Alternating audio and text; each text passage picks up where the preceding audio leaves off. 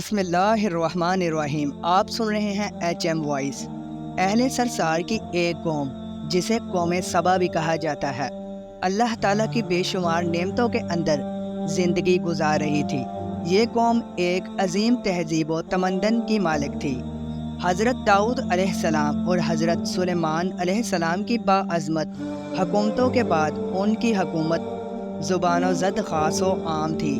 کہا جاتا ہے کہ یہ لوگ گندم کے مغز سے آٹا پیس کر روٹیاں پکاتے تھے، لیکن اس کے برعکس وہ اس قدر اسراف کرنے والے اور ناشکرے تھے کہ انہی روٹیوں کے ساتھ بچوں کا پخانہ صاف کرتے تھے۔ بعد ازاں ان آلودہ روٹیوں کو اکٹھا کرنے سے ایک پہاڑ بن گیا تھا۔ پھر ایک صالحہ شخص نے وہاں سے گزرتے ہوئے ایک عورت کو دیکھا جو روٹی کے ساتھ بچے کے پخانے کے مقام کو صاف کر رہی تھی۔ اس شخص نے عورت سے کہا، تیرے اوپر افسوس، خدا سے ڈر، کہیں ایسا نہ ہو کہ خدا تیرے اوپر اپنا غضب ڈھائے اور تجھ سے اپنی نعمت چھین لے۔ اس عورت نے جواب میں مذاق اڑایا اور مغرورانہ انداز میں کہا، جاؤ جاؤ، گویا کہ مجھے بھوک سے ڈرا رہے ہو۔ جب تک سرسار جاری ہے مجھے بھوک سے کسی قسم کا کوئی خوف نہیں ہے۔ کوئی زیادہ عرصہ نہیں گزرانا تھا کہ اللہ تعالیٰ نے ان لوگوں پر اپنا غضب ڈھایا۔ پانی جو کہ زندگی کی بنیاد ہے ان لوگوں سے چھین لیا، یہاں تک کہ قحط نازل ہوا۔ بات یہاں تک پہنچ گئی کہ ان کی ذخیرہ کی ہوئی تمام غذا ختم ہو گئی۔ آخر کار وہ مجبور ہو گئے کہ انہیں آلودہ روٹیوں پر ٹوٹ پڑے جو ان لوگوں نے اکٹھی کر کے پہاڑ کے مانند ڈھیر لگایا ہوا تھا، بلکہ وہاں سے روٹی لینے کے لیے صف لگتی تاکہ ہر کوئی وہاں سے اپنے حصے کی روٹی لے سکے۔ کفران نعمت، قحط اور ان کی بدحالی کے بارے میں متعدد روایات موجود ہے۔ سورہ نحل کی آیت نمبر 112 اور 113 میں یوں ارشاد ہوتا ہے، اور اللہ نے اس بستی کی بھی مثال بیان کی ہے جو محفوظ اور مطمئن تھی۔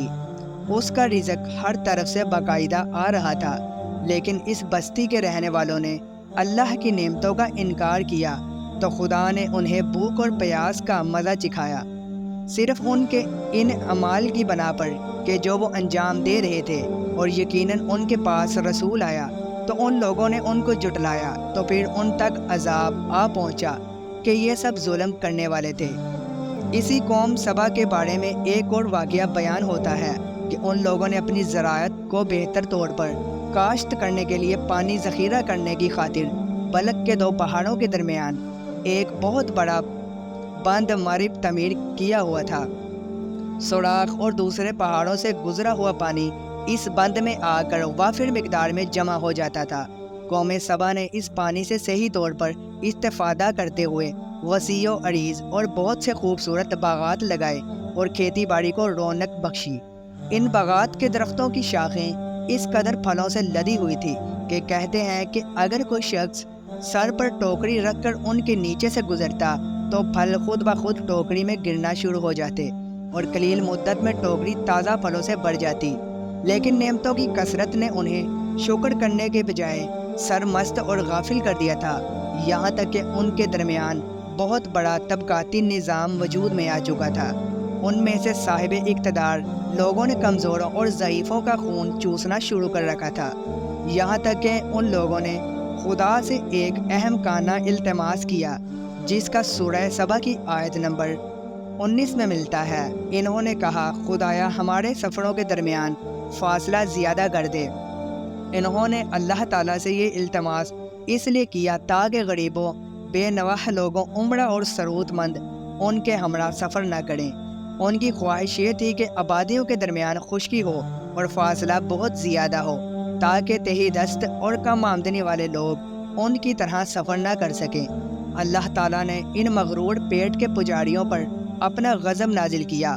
بعض روایتوں کے مطابق ان مغرور لوگوں کی آنکھوں سے دور صحرائی چوہوں نے مارب نامی بند کی دیواروں پر حملہ کر کے انہیں اندر سے کھوکھلا کر دیا۔ ادھر سے بارشیں زیادہ ہوئی جن کی وجہ سے سیلاب آ گیا اور اس بند میں پانی بہت زیادہ اکٹھا ہو گیا۔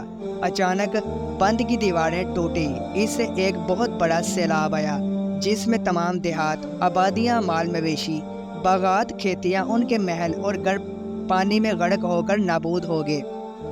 ان کے باغات اور زراعت میں سے صرف بیڑی کے درخت اور کچھ جھاڑیاں بچی تھی۔ خوش الحان پرندے وہاں سے کوچ کر گئے تھے، جبکہ الوؤں اور کوؤں نے قوم سبا کے کھنڈرات میں اپنے گھونسلے بنائے تھے۔ اس بات کا ذکر سورہ سبا کی آیت نمبر 15 اور 16 میں ملتا ہے، اور آخر میں سورہ سبا کی آیت نمبر 17 میں قرآن کریم میں اس واقعہ کا یوں نتیجہ نکالا ہے: یہ ہم نے ان کی ناشکری کی سزا دی ہے، اور ہم ناشکروں کے علاوہ کسی کو سزا نہیں دیتے ہیں۔ امید اگر آپ کو ویڈیو پسند آئے تو ویڈیو کو ضرور شیئر کیجیے، صدقہ جاریہ ہے۔